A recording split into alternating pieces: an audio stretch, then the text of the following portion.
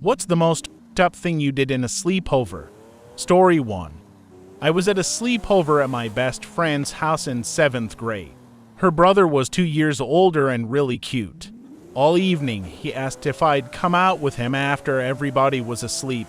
I said no, but of course, late that night, I felt him tugging on my foot. My friend and I were in her queen bed, and he was at the end whispering at me to please come talk to him. For some reason, I found the whole thing hilarious and was trying to laugh quietly. Dude pulls his shorts down and shows me this massive boner. While impressive, it just set me off laughing harder. Finally, his sister rises straight up like the kid in The Exorcist and screams, "Michael, stop trying to get her to look at your boyfriend." We exchanged a meaningful look as we heard his mother yell. While impressive, it just set me off laughing harder. "God, Michael," and fling her door open. It was too soon for us. I had seen my first adult penis and I needed time to process it. We did go out when I was in 9th or 10th grade, but I never saw that beast again. Story 2. I had a girl tell me that she knew someone who masturbated by holding themselves up at the top of a door and basically doing pull-ups against the door to get off. She even demonstrated it for me. Then she took a very long shower with a detachable shower head. She came out silent and was out of it for a bit.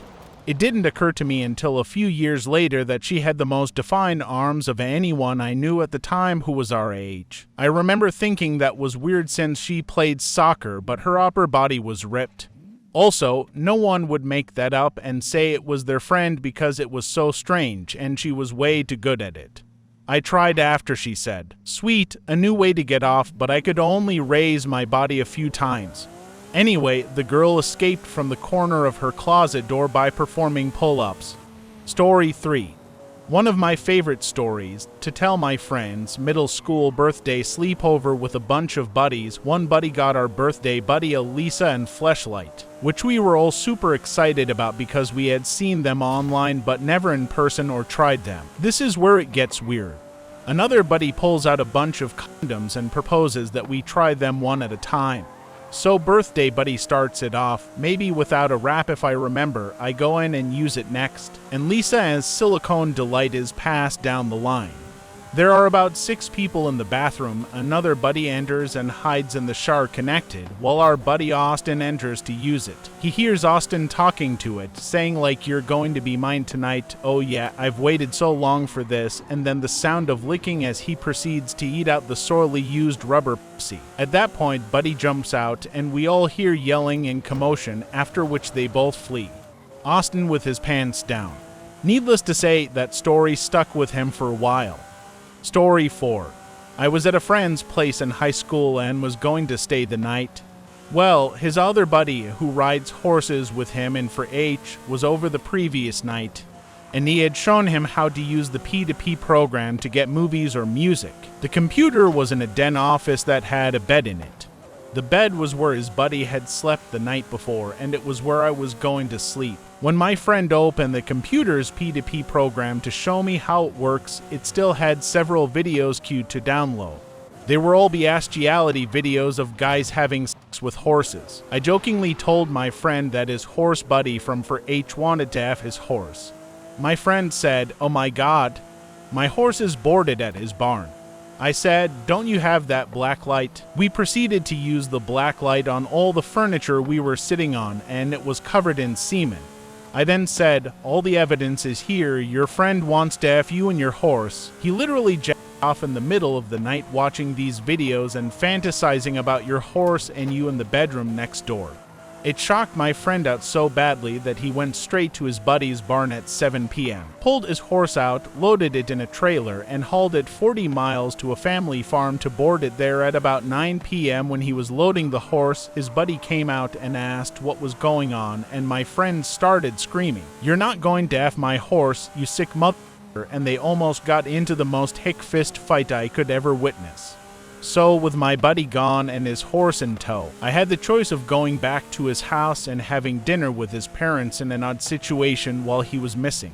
Or I could go home. I just decided to go home rather than stay the night in the semen-covered room and try to explain anything to anyone. I just let my friend look like a crazy person because he refused to tell his parents why he did that and refused to explain how there was now bestiality on the computer. The next day I told him he needed to get the bestiality off the computer because it's not legal to have that. He could go to jail for it. He just chose to tear the entire computer apart and leave it in a bunch of pieces in the den. That then pissed off his dad, and so his dad tried to withhold the money that his ex-wife had sent as child support. That then caused a problem because my friend said dad told his mom and she told the court, which then caused an issue between them because the dad was violating the court order by giving that money to the son, and it basically caused him to fall out with his biological parents. Story 5. I was about 10 years old at the time, and I spent the night at a friend's house where we watched The Moon. Not the original either. It was a remake. I recall seeing the lady in the bathtub scene walking at me as if she was getting out of the tub. Long story short, it scared me so bad that I couldn't sleep that night. So, I decided to walk downstairs and tell my friend's parents that I was having trouble sleeping, which was embarrassing enough. But I opened the door to their room only to find my friend's dad completely sprawled out naked on the bed with his legs wide open while watching TV. I tried to close the door, but it was too late, and I had to pretend I didn't just see his member and tell him I was simply too terrified to sleep. My buddies still bring it up to this day. Story 6. I was around 10 at the time at a 4th of July cookout at my uncle's house. Everyone's having a good time, fireworks, grilling, all the good 4th of July stuff. So my cousin breaks out a bag of marshmallows for us to start roasting, and obviously nothing capitalizes on a cookout like making s'mores. But no sooner than we get the marshmallows on the sticks do we hear all sorts of sirens going off. So, 3 of us, ranging in age from 10 to 15, go running through the woods towards his neighbor's house to discover that it is, in fact, on fire. I have no idea how the fire started or really anything that happened in regards to that family or their possessions if the house was saved. I know nothing and can't remember anything, but what I will never forget is what I assumed to have been the mother's or wife's mortified look when she saw 3 young boys standing next to her burning home holding marshmallows on sticks. Story 7. I was in the 5th grade, probably about 11 or so. I was born in the 1990s, so at the end of my grade school years was when camcorders or video cameras were first starting to become a thing. Not the big blocky ones, but personal-sized ones you could hold in your hand and save video to an SD card. This is before smartphones. Anyways, I had gotten one the day of my birthday and had a sleepover that night. We had way too much Mountain Dew and a little 11-year-old birthday party high, so we started making random funny videos. One thing led to another, and eventually I got peer pressured into making a video of my junk. Not anything provocative, just a video of me swinging it around or whatever. We started laughing so hard that the inevitable happened and I peed all over one of the sleeping bags, and worse, my buddy who was in it. He returned home and had to explain to his mother why he smelled like piss and didn't want to spend the night. And I had to find out how to delete a video from an SD card on our family computer. Story 8. I went to dinner with my friend and his parents. After being challenged to finish my whole meal, which was a large portion for a 6th grader, we headed back to my friend's house. We went downstairs right away to watch the basketball game, but my stomach couldn't handle that large meal and my organs. I went to take a poop, but before I could close the door, I heard from my friend's stepdad, "If you clog the toilet, you have to go home." Looking back, I now see it as him just giving me a hard time. Anyway, I proceeded to go to the bathroom. I had finished up and was ready for a relaxing night, but of course I clogged the toilet on accident. And scared to ask, the cold water mixed with the warm poop will live with me forever. I squished and ripped and tore through it all until it finally gave. Story 9. In high school, circa 2004, my 2 friends and I borrowed one of our friends' SUVs to go to the dried-up river in the desert to party and drink, which we did. I got drunk and went to return it before the next morning when the engine blew. We weren't even dogging it, we just used it for transportation. Middle of the desert.